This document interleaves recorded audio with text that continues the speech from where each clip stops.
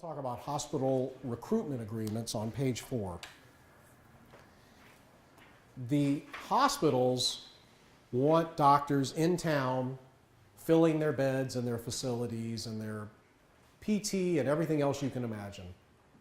They want that so that they can handle community issues and have a good volume of business so they can run profitably. There's nothing wrong with that. The government also wants that to happen. The government wants hospitals to be profitable.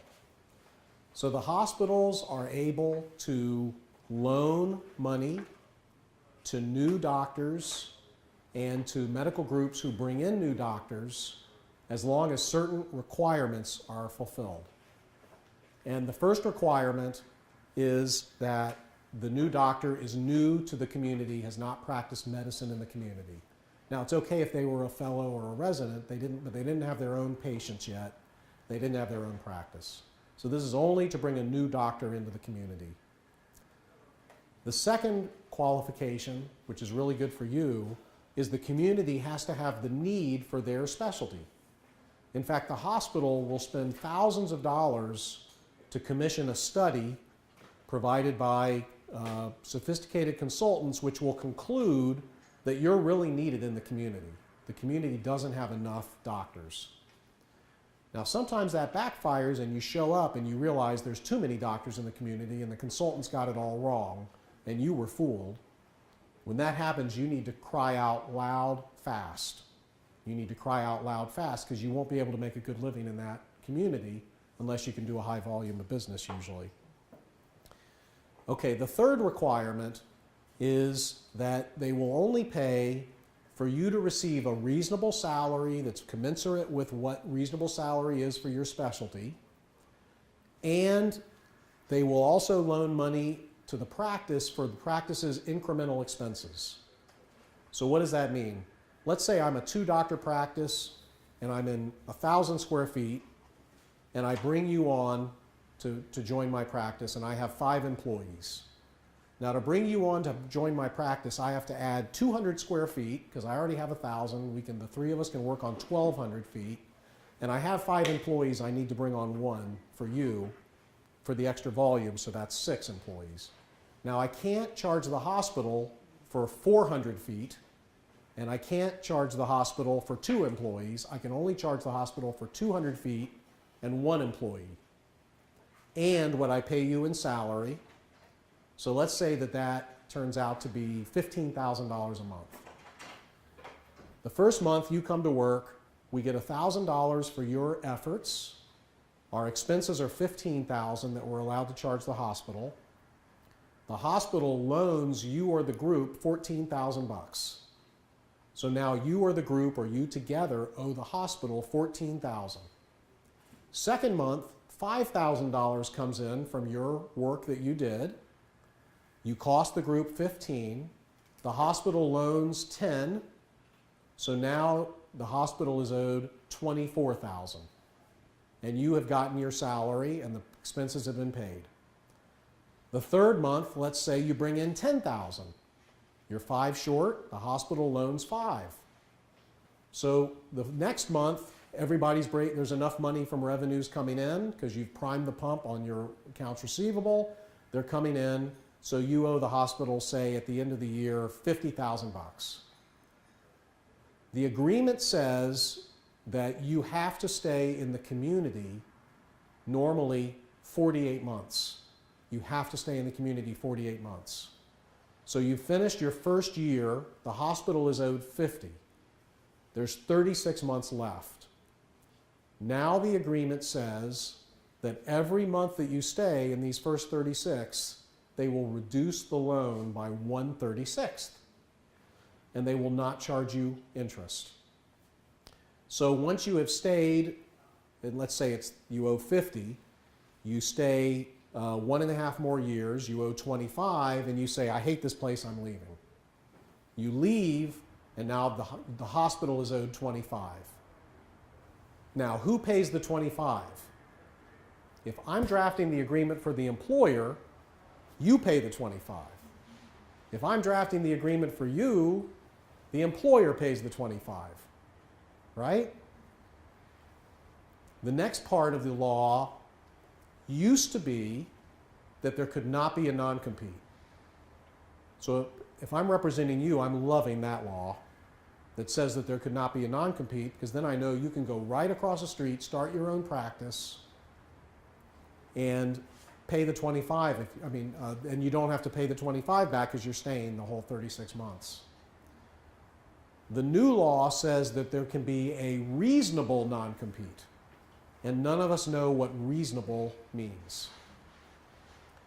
So when I represent the medical group, we will then negotiate with the hospital lawyer as to how much of a non-compete they'll let us have. The hospital lawyer normally says we don't want a non-compete because the hospital wants you to stay in town. But the group that's hiring you wants a non-compete because they don't want you to strip all their patients and all their employees. So they go to the hospital administrator, who then goes to the hospital lawyer, and there's a three-way negotiation that takes place. It's a very interesting situation. I had a really neat call with a HCA lawyer 2 months ago. She gets on the phone with me and she says, we don't negotiate away the non-compete. You need we don't allow, I'm representing the employee. She goes, we allow a non-compete. I said, well, how about a non-compete where we can buy out the non-compete for 6 months' salary? My client was making $300 a year. We could pay $150 and buy out the non-compete. She goes, no, we don't ever allow that. Okay. How about if my client dies, she doesn't have to repay the loan? No, we don't allow that. How about if my client gets disabled, they can replace her with another new doctor. She doesn't have to repay the loan. No, we don't provide that. So I said, well, do you know Adam Smith at HCA? Oh yeah, I know Adam Smith. In fact, he's in the office next to me and he's my supervisor. I said, well, will you please have him ask him why he gave me all these concessions on another doctor's contract 6 months ago that I just emailed you? And you're telling me you don't ever give these concessions, ever, ever, ever. I said that very politely. She became even more icy. But we got all those concessions. So one thing really important in the world of contracting and negotiation is you will never get what you don't ask for. And the corollary to that is if you can find somebody who knows how to ask and what to ask for, they're worth their weight in gold. Because these concessions were very, very important, especially to this particular client in her situation. When you negotiate with somebody, you ask for everything you can think of that you could ever want. And it's fine that they're only going to give in on 4 or 5 things, but the fact that you asked for 20 and you're only bending on 5 is a good thing. And you can always blame that on the lawyer. Oh, this lawyer told me I need to ask for these 20 things. Here's the letter the lawyer wrote me. What I normally do is I write, and you can have the lawyer you choose do this. I write a letter to the doctor, and it's intended to be handed to the employer. And it tells everything bad that could happen, everything scary, everything I want changed. So then that will go to the employer, they'll give that to their lawyer, and then their lawyer will make the changes. But then I've controlled the playing field because I have the 26 points. And then on some points they'll give you a little bit, some points they won't do anything. May turn out they don't like you. The mentality of the doctor groups is different dramatically from group to group.